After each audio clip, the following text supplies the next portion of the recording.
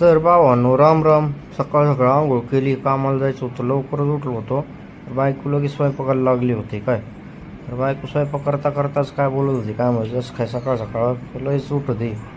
तर त्यानंतर मी आंघोळ केली आणि ती काय करत होती, नवीन वर्षाच्या हे झालं ना गुढीपाडव्यामुळं, ते पूजा करायचं म्हणत होते. त्यामुळं मला पण ओवाळायचं आणि साखर खायला घालायची असं तिचं होतं.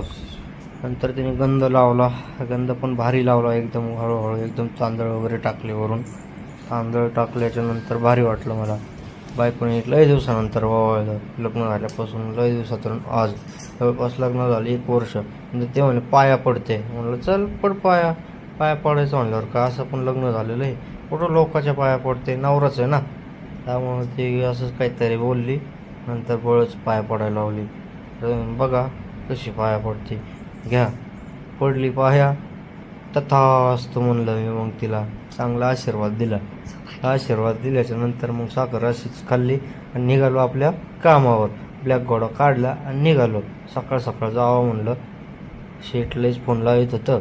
म्हणलं चला मग. सकाळ गर्दी काय नव्हती, त्यामुळे भांगा टिरिरिरी पिरिरिरी करीत निघालो डायरेक्ट डेपोला.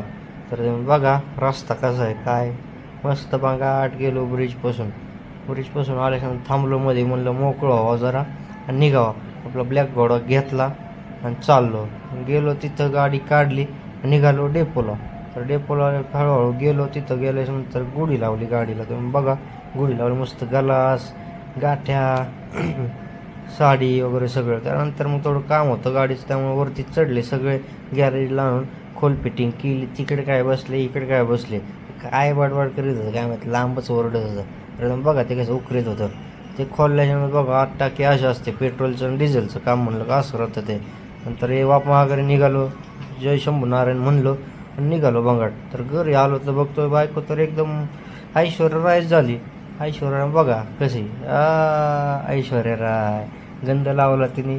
नंतर मग खायला जेवलो नव्हतं सकाळी, मग मला खायला बनवलं. फोन बनवत होती, आईला फोन बोलत होती.